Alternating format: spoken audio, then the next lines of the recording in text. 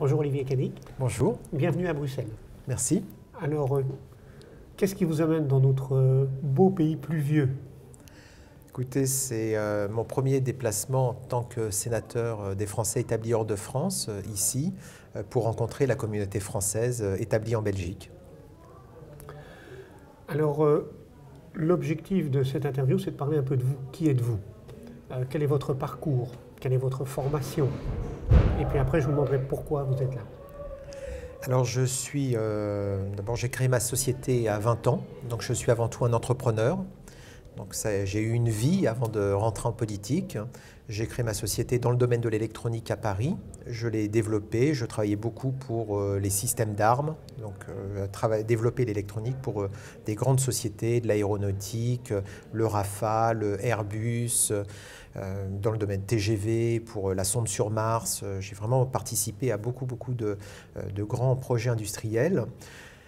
Et ensuite, j'ai fait partie des premières sociétés qui ont été confrontées à la compétition internationale après la chute du mur de Berlin, l'ouverture des frontières le 1er janvier 1993, et j'ai dû être plus compétitif. Et à l'époque, déjà, les charges patronales en France étaient très élevées, 48%. Et j'avais dû déplacer mon entreprise au Royaume-Uni pour pouvoir bénéficier de charges patronales qui étaient que de 10%. Et ça a permis à ma société de survivre et de pouvoir se développer. Alors depuis l'Angleterre, j'ai levé 10 millions d'euros, j'ai développé ma société dans le domaine de l'Internet. Et puis vers 42-43 ans, j'ai compris que ça serait très dur de rester en Europe dans le domaine de l'électronique. Le marché partait beaucoup vers l'Asie. Et plutôt que d'aller m'installer en Asie, j'ai préféré tout vendre. Et donc, par un hasard un peu, puisqu'en fait, je pensais me consacrer à l'écriture. Et ma compagne m'a dit, je ne vais pas passer mon temps à te lire. Donc, il faut quand même trouver quelque chose. Et je suis rentré dans une librairie en Angleterre. Je lui ai dit, tiens, regarde, il n'y a que Tintin et Astérix en anglais. Et si on faisait de la bande dessinée? Et elle a trouvé l'idée très bien. Et donc, je suis parti à Angoulême et je me suis mis à investir dans la bande dessinée. Et je suis donc l'éditeur heureux en langue anglaise de Lucky Luke, Spirou, Black et Mortimer. Donc j'ai développé, je crois qu'on est les premiers acheteurs de droits d'ailleurs de bande dessinée aujourd'hui, premiers acheteurs de droits étrangers. Et donc on a plus de 43-44 séries, donc on a vraiment développé ça. On vend la bande dessinée en anglais, franco-belge uniquement, dans le monde entier. On est vendu aussi bien en Nouvelle-Zélande qu'aux États-Unis, en Angleterre bien sûr. Donc ça c'est une passion. Et au moment où je vendais donc, mes activités, je démarrais la bande dessinée, une autre personne, une sénatrice, m'a dit « Olivier, j'ai vu ce que tu faisais dans le domaine de l'électronique. J'avais un magazine aussi qui défendait l'électronique française.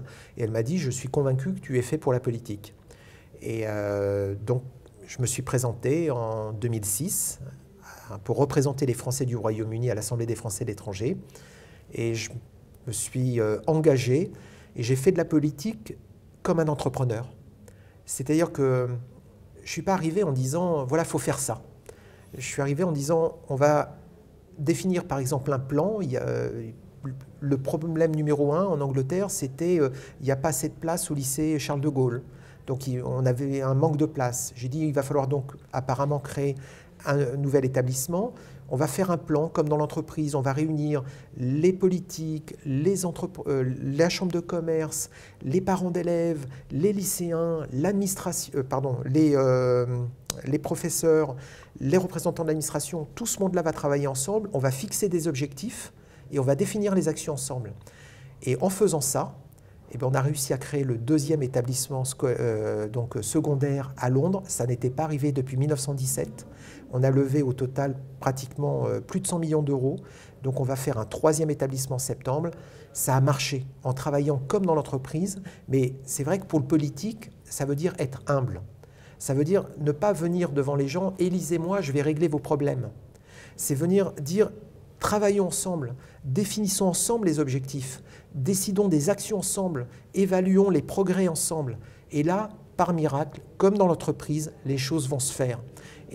Mais ça veut dire aussi que pour le politique, il faut qu'il ait l'humilité d'accepter que le résultat ne lui est pas dû à lui. Vous savez, on blague toujours, quand ça marche, le politique dit que c'est grâce à moi, quand ça ne marche pas, c'est à cause des autres. Ben non, en fait, la réalité, elle est très complexe. Ça ne peut pas marcher à cause d'une personne. C'est toujours un ensemble de personnes qui, travaillant ensemble, vont réussir. Voilà, donc c'est une autre façon de faire de la politique. Et ce n'était pas volontaire, ce n'était pas dans mon plan. Il y a quelques mois, un sénateur, Christophe Rassa, qui était en réélection, m'a dit « Olivier, j'aimerais bien que tu m'accompagnes, que tu me rejoignes sur ma liste ». Et donc je me suis retrouvé numéro 3 de sa liste sénatoriale et nous avons été 3 élus, donc moi compris, sénateur. Donc me voilà sénateur aujourd'hui. UDI, je suis le seul UDI des Français de l'étranger, c'est le parti le plus européen, fédéraliste au niveau européen. Et donc vous me demandiez un peu pourquoi ici. Pour moi, Bruxelles, c'est ma deuxième capitale, si ce n'est pas la première. Mais en tout cas, c'est la capitale des Européens. Et je sais qu'en Europe, actuellement, on dirait que ce n'est pas très tendance, l'Europe. Mais pour moi, l'Europe, c'est la destination de tous ceux qui vivent actuellement en Europe. L'Europe reste, on doit continuer à la construire. Je crois à une Europe fédérale. Je crois à une Europe où les États nationaux ont beaucoup moins de pouvoir qu'ils l'ont aujourd'hui. Je suis un entrepreneur qui vient de l'électronique, qui a travaillé dans le numérique. Je pense qu'on n'a pas la taille critique. Chaque pays n'a pas la taille critique, que ce soit l'Allemagne, l'Italie, la France, l'Angleterre. Pour pouvoir lutter contre les grands ensembles, contre la Chine, contre les États-Unis, il n'y a que la taille européenne qui puisse permettre de lutter. Donc voilà pourquoi je me suis engagé en politique. Pourquoi ce passage? C'est un passage assez original, je trouve. Pourquoi passer à la politique? Oui. Mais, quand je suis parti de France, c'était en 1996, en septembre, j'avais dit « je pars de France, mais c'est contre mon gré. Je suis obligé de partir parce que je veux que ma société survive, j'ai envie qu'elle continue à se développer. » Et j'avais dit « moi, je peux partir, mais si vous ne changez pas les charges sociales en France, mes clients qui ont des usines en France, elles disparaîtront. » En 1996, nous avions 138 usines de circuits imprimés. Aujourd'hui, il en reste 20. 18 ans plus tard, vous faites le calcul, c'est une usine qui a disparu tous les 2 mois pendant près de 20 ans. Eh bien ça, c'est un résultat désastreux et j'ai envie de contribuer, de changer les choses dans mon pays, de changer la fiscalité, de changer les lois pour que ça puisse repartir. Voilà, ça n'est pas... j'ai appris en Angleterre, j'ai été dans le monde entier et j'ai vu qu'il n'y a pas de fatalité. Et donc, j'ai envie que les choses repartent de l'avant, pas que pour la France d'ailleurs, hein, pour toute l'Europe, puisqu'on sent qu'il y a quand même, on le voit, la pression qui vient un peu partout. Il faut que, je pense, l'Europe reparte de l'avant, qu'on ait des projets à nouveau communs, qu'on pense collectif au niveau européen. Donc, autant je vais défendre la France et je veux que les choses changent en France, mais dans l'absolu, c'est pour que l'Europe redémarre et repart de l'avant. Encore une fois, je pense que les marchés nationaux sont trop petits pour lutter à l'international. On doit retrouver la taille critique qui est la taille européenne, mais ça c'est un vrai challenge. C'est déjà l'expliquer en France, expliquer que notre avenir est bien toujours en Europe, qu'elle reste à construire et de créer l'envie de repartir de l'avant. Donc aujourd'hui, la France est au point mort. Il y en a certains, comme le Front National, qui veulent la faire venir en marche arrière. Et bien moi, j'avais envie de la faire avancer beaucoup plus vite que ce qui avait été fait jusqu'à présent. Je vous remercie. Merci à vous.